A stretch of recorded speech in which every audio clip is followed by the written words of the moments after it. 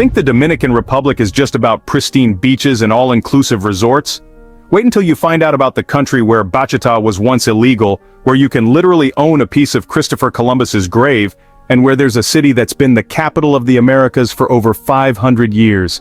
You won't believe what's hiding behind those postcard-perfect images. Number 15. The Dominican Republic shares the only island in the world that houses two completely different countries, and the border is so bizarre that people literally step between different centuries. You heard right. Hispaniola is split between the Dominican Republic and Haiti, but here's the mind-bending part. When you cross the border, you don't just change countries, you change time zones and sometimes even years. The Dominican Republic follows Atlantic Standard Time, while Haiti operates on Eastern Standard Time, meaning there's a 1-hour difference. But during daylight saving transitions, this gets even weirder. Sometimes the countries are on the same time, sometimes they're an hour apart, and occasionally due to different daylight saving schedules, crossing the border literally takes you to a different date. Imagine walking from Tuesday to Monday just by crossing a street. The 376-kilometer border is marked by concrete posts, but in many rural areas, locals cross back and forth for daily activities like shopping or visiting family, essentially time traveling multiple times a day. This temporal confusion has led to missed international flights, confused business meetings, and tourists accidentally showing up 24 hours early or late for tours. Think your commute is complicated? Try living in a place where your neighbor exists in yesterday. Number 14. The Dominican Republic is home to the oldest European city in the Americas, but what makes Santo Domingo truly shocking is that you can literally walk on the same stones that Christopher Columbus himself stepped on over 500 years ago. Sounds unbelievable. But the Zona Colonial in Santo Domingo was founded in 1498 and contains the first cathedral, first university, first hospital, and first paved street in the New World. The cobblestones you're walking on today are the original 16th century stones, worn smooth by centuries of footsteps from conquistadors, pirates, slaves, and now millions of tourists who have no idea they're treading on genuine 500-year-old pavement. The Cathedral of Santa Maria la Menor, completed in 1540, houses what many believe are the remains of Christopher Columbus himself. Yes, you can visit the explorer's tomb. But here's where it gets controversial. Spain, Italy, and even Seville all claim to have Columbus's real remains. DNA testing has been inconclusive, meaning you might be standing next to history's most famous explorer, or just some random 16th century nobleman. The entire colonial zone covers 12 square blocks and contains over 300 historical buildings, making it feel like a living, breathing time machine where residents still live and work in structures older than most European cathedrals. Number 13. In the Dominican Republic, refusing to dance merengue at a social gathering is considered, well, more offensive than refusing food, and there's actually an unwritten social rule that can get you permanently excluded from community events.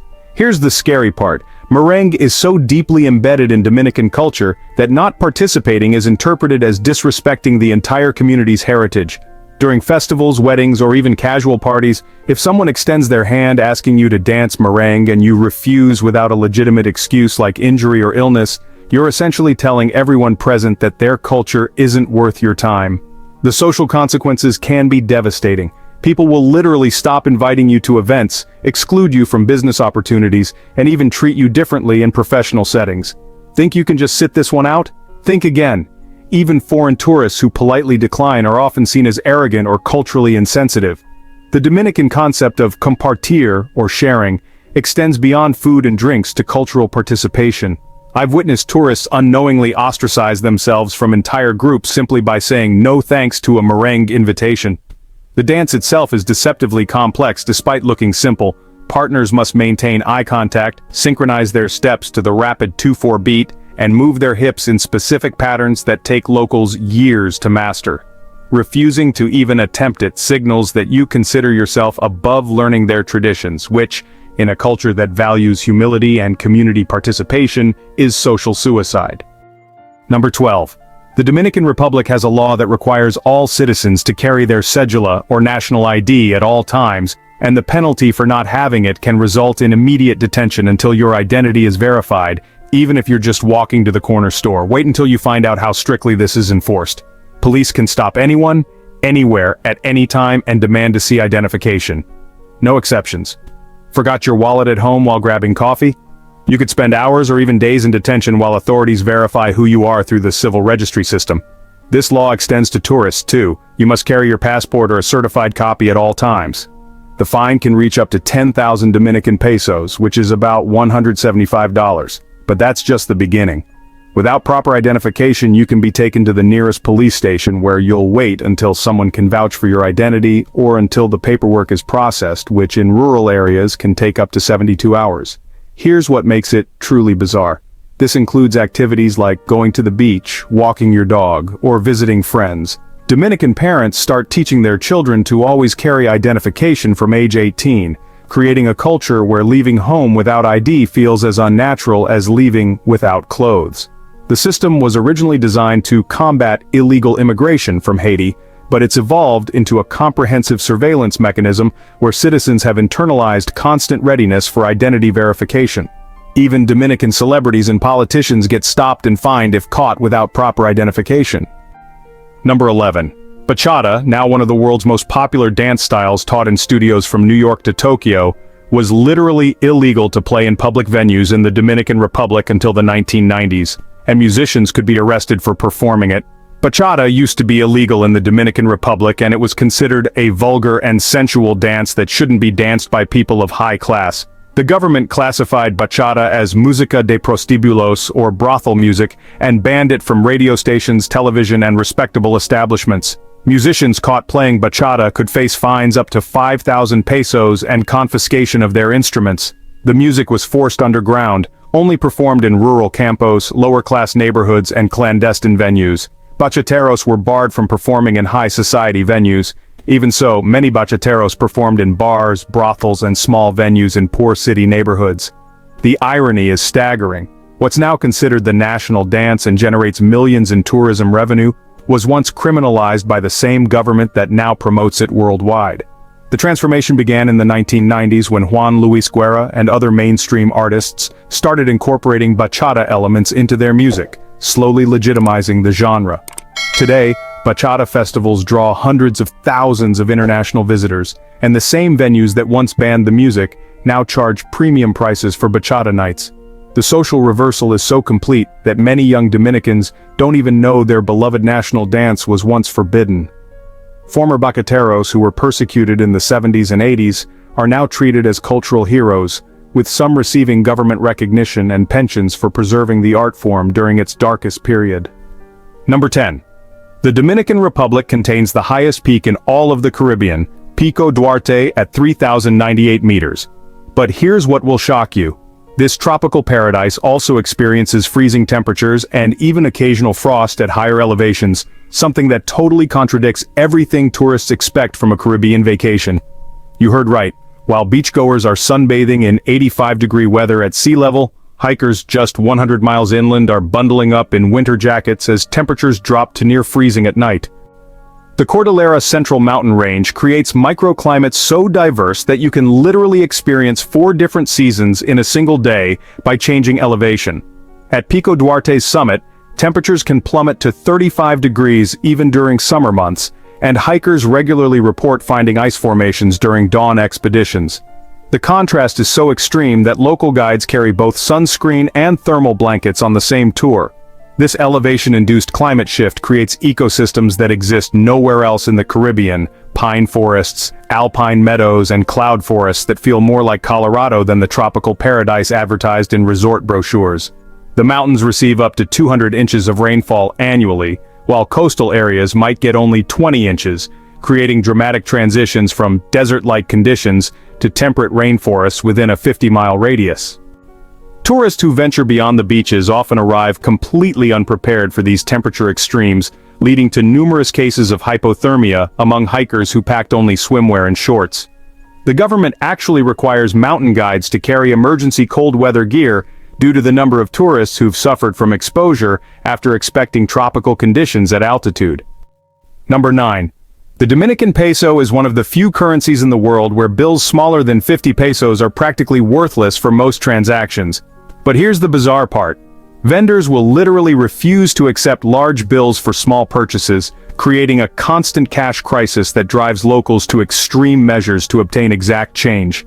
Sounds unbelievable, but the country operates on a complex, informal economy where having the wrong denominations can prevent you from buying basic necessities. Bills worth less than 50 pesos, about 85 cents, are so devalued that many businesses won't accept them, considering them more trouble than they're worth due to bank processing fees. Meanwhile, trying to pay for a 100 peso item with a 1,000 peso bill will get you turned away from most small businesses who claim they don't have change, even when the transaction is mathematically simple. This creates an absurd situation where people spend hours each day hunting for the perfect denominations, not because they don't have money, but because they have the wrong kind of money. Street vendors have developed these, pretty elaborate networks of change-making where they'll actually walk several blocks just to find someone who can break their bills. Banks, on top of that, charge fees for exchanging large bills for smaller ones, which has basically created a parallel economy where people are paying premiums just to access their own money in usable denominations. The situation has gotten so problematic that some businesses now add surcharges for incorrect payment methods, and, believe it or not, wealthy Dominicans even employ runners whose sole job is maintaining proper bill assortments. Digital payment systems are still pretty limited outside major cities, so most of the population remains trapped in this denomination nightmare that can turn something as simple as buying bread into a mathematical puzzle, sometimes requiring 3 different vendors just to pull it off. Number 8. Dominican traffic lights are treated more like suggestions than actual laws, but what really makes this truly dangerous is that even ambulances and police vehicles follow the same optional approach to traffic signals, which, creates chaos that somehow works despite defying every traffic management principle known to civilization. Here's the scary part. Running red lights is so normalized that stopping at a red light, especially at night, is actually considered more dangerous than running it, because it marks you as a tourist or someone unfamiliar with the local rules. Drivers will flash their headlights as a signal that they're going through red lights, and other drivers just expect and accommodate this behavior. The whole system operates on this intricate code of horn honks, hand gestures, and eye contact, which somehow allows hundreds of vehicles to navigate intersections without any official signals. Police officers directing traffic often ignore their own traffic lights, just waving cars through red signals based on traffic flow rather than the programmed timing. Emergency vehicles don't get automatic right-of-way. Instead, they have to negotiate their passage through the same complex system of informal traffic negotiations as everyone else. Insurance companies have actually adapted by making red light violations almost impossible to prove, since dash cam footage showing someone running a red light might actually show them following local customs instead of breaking the law. The accident rate, surprisingly, isn't as high as you'd expect, because everyone operates under the assumption that traffic lights are pretty much advisory, creating this weird form of defensive driving where everyone expects everyone else to behave unpredictably. Tourist rental car companies now include specific warnings about Dominican traffic light culture, advising visitors to follow traffic flow rather than traffic signals, which honestly would sound insane in any other country, but is absolutely essential for survival in the DR. Number 7. The Dominican Republic has on paper some of the strictest noise ordinances in all of Latin America, with fines that can reach up to 20,000 pesos for breaking quiet hours. But, honestly, in reality, the country acts like these laws just don't exist, which creates this really bizarre legal paradox where technically, everyone is a criminal. Wait until you hear how this actually plays out in daily life. The legal quiet hours are supposed to be from 10 p.m. to 6 a.m. in residential areas, with sound levels not exceeding 55 decibels. But, merengue parties, bachata concerts, and street festivals routinely blast music at over 90 decibels until 4 in the morning, and nobody enforces a thing. The gap between what's written and what happens is so extreme that police officers are sometimes seen dancing to music that's technically breaking the very ordinances they're meant to enforce. In fact, neighbors throwing loud parties will sometimes just invite the local police to join in, instead of worrying about complaints, and that kind of turns law enforcement into part of the violation, not the solution. Religious services are actually exempt from noise restrictions, which means evangelical churches can run 3-hour services with microphones and speakers loud enough to be heard for blocks, sometimes starting as early as 5 in the morning on Sundays. The legal system kind of admits this contradiction by only allowing noise complaints to be filed during business hours at municipal offices, but, of course, most violations happen at night and on weekends, when those offices are closed. Hotel guests in tourist areas, well, they often get a dose of culture shock when their supposedly quiet accommodations end up surrounded by legal noise violations that nobody really sees as a problem. Even hospitals and schools operate at noise levels that would break the written laws, but if you actually tried to enforce these ordinances, you'd basically be criminalizing Dominican cultural expression. So what you get is a country where the written law matches international standards, but the way people actually live by totally different rules. And this creates a lot of confusion for foreign residents who just can't figure out why obvious violations go ignored. Number 6. Dominican households use on average 3 times more electricity per person than similar Caribbean nations. But here's the truly shocking part. Most of that energy goes toward running air conditioning units around the clock. Not for comfort, but because the electrical grid is so unreliable that people are actually afraid to turn off their AC units knowing they might not turn back on when the power finally returns. Think that sounds wasteful? The reality is, honestly, even weirder. Power outages happen so often, sometimes 6 to 8 times a day, that electrical appliances are constantly getting damaged from all the surges and fluctuations. Air conditioning units, which can cost 2 to 3 months' salary to replace, are especially vulnerable to these electrical ups and downs. So, Dominican families have come up with this counterintuitive strategy of never turning their AC units off, believing that keeping them running all the time actually reduces the stress from repeated startups. The electrical infrastructure in the Dominican Republic was designed way back in the 1970s for a much smaller population, and honestly, it hasn't seen any real upgrades even though the country's population has doubled. This creates a vicious cycle. High energy use puts even more strain on the grid, which causes more outages, and that leads people to waste even more energy just trying to protect their appliances. Electricity bills can eat up 40 to 60% of a middle-class family's monthly income, but people still stick to these wasteful habits because, well, replacing damaged appliances would cost even more. The government actually subsidizes electricity consumption to avoid social unrest, which, removes any incentive to conserve energy and ends up encouraging the very behaviors that keep destabilizing the grid. A lot of businesses run backup generators for 12 or more hours every day, not as emergency power but as their main source, with the national grid basically serving as the backup. This whole energy paradox has created a shadow economy of generator maintenance, fuel delivery, and electrical repair services, employing thousands of people whose jobs exist only because the official electrical system just doesn't work the way it should. Number 5. The Dominican Republic experiences a phenomenon called blackout culture, where planned social activities revolve around power outages. And some of the country's most vibrant community experiences happen specifically during times when electricity is unavailable, creating a unique social dynamic that turns infrastructure failure into cultural celebration. You heard right, entire neighborhoods have developed elaborate traditions for power outage periods, with families and friends gathering for impromptu street parties, storytelling sessions, and acoustic music performances that only happen when the lights go out.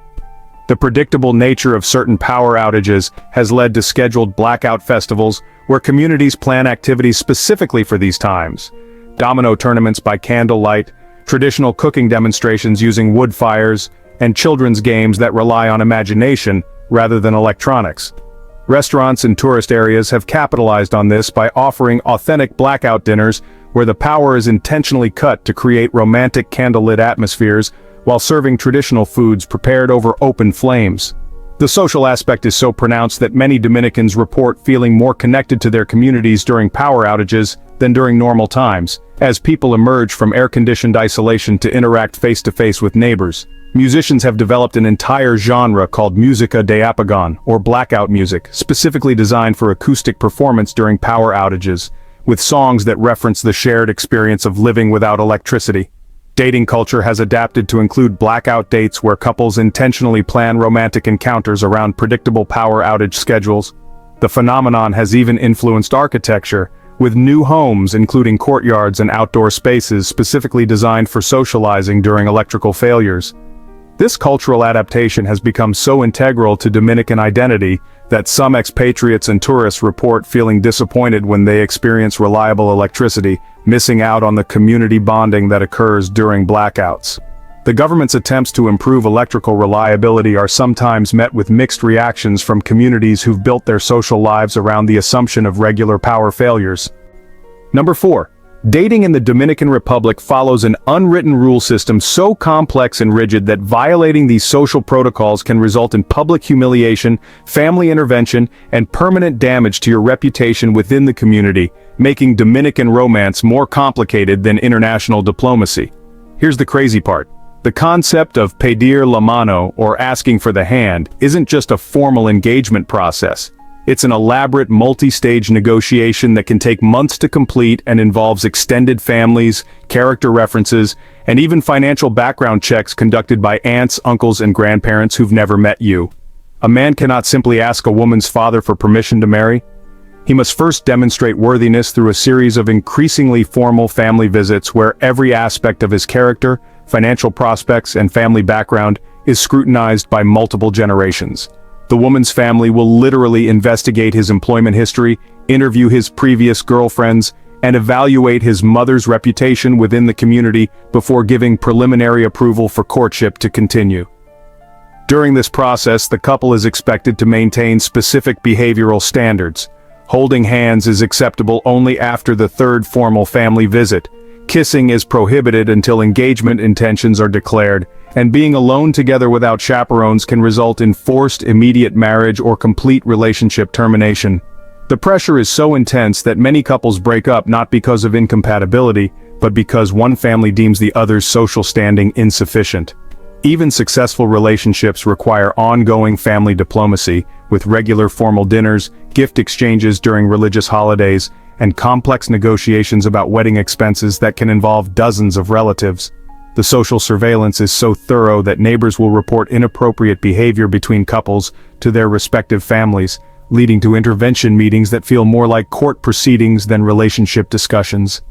Modern Dominican women increasingly reject these traditions, but doing so often means choosing between romantic freedom and family acceptance, as parents may disown daughters who marry without following proper protocols. Number 3.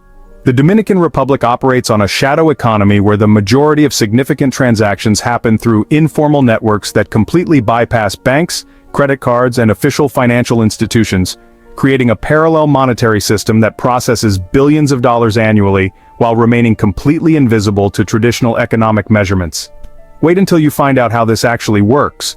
An estimated 70% of real estate purchases, 60% of car sales, and 80% of small business transactions happen through cash exchanges, handshake agreements, and trust-based networks that have no paper trails, contracts, or legal recourse if deals go wrong. This underground economy is so sophisticated that it has its own credit rating systems based on community reputation, informal lending circles where groups of people pool money for major purchases, and currency exchange networks that offer better rates than banks by operating out of small businesses like colmados, or corner stores, and beauty salons. The scale is staggering. Entire shopping centers are built using financing from informal lending groups, luxury cars are purchased through rotating credit associations where members take turns receiving lump sum payouts, and even medical procedures are funded through community-based financial cooperatives that operate without government oversight. The system exists because formal banking requires documentation that many Dominicans can't provide, not because they're doing anything illegal, but because their income sources, employment arrangements, and family structures don't fit traditional banking models.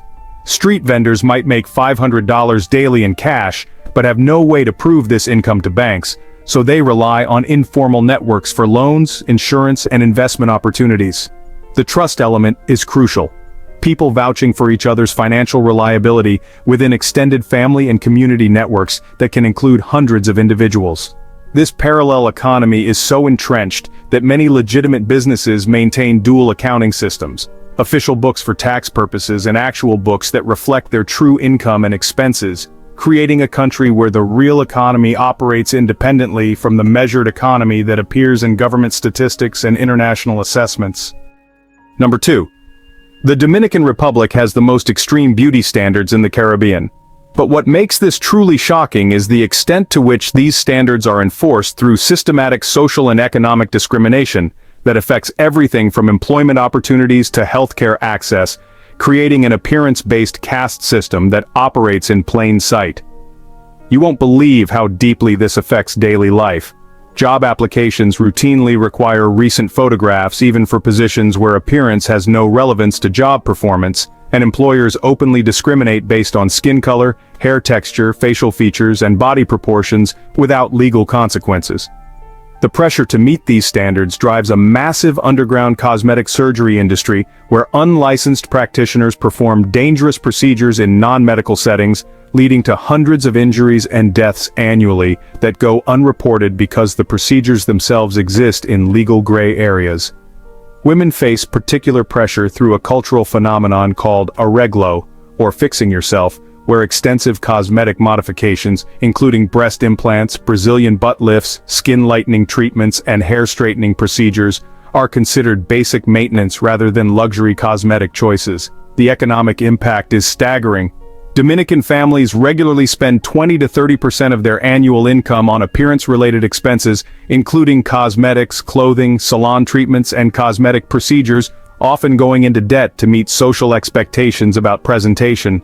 Television programming reinforces these standards through beauty pageants, modeling competitions, and entertainment shows that consistently feature only certain body types and skin tones, creating a media landscape where the majority of the population never sees themselves represented.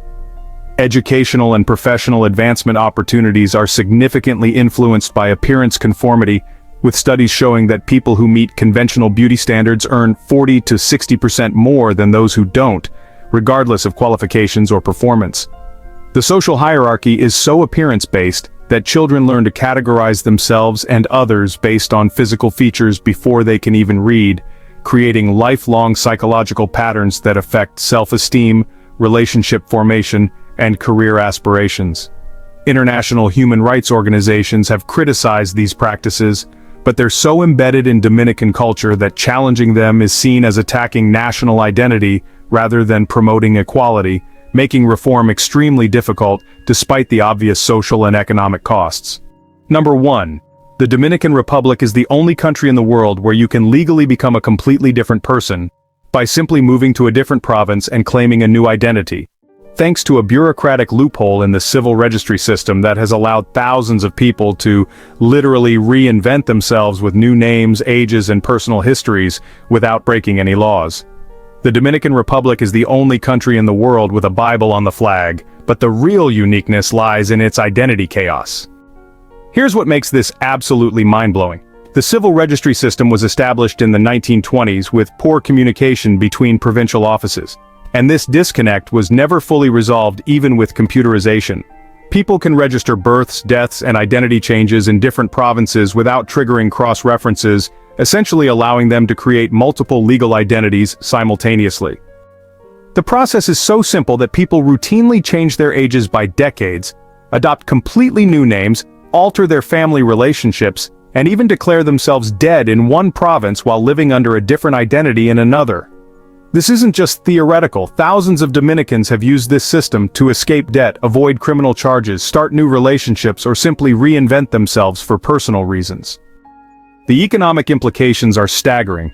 People avoid taxes by dying in one province while earning income under a new identity in another, create multiple bank accounts and credit lines using different identities, and even collect government benefits multiple times using various personas.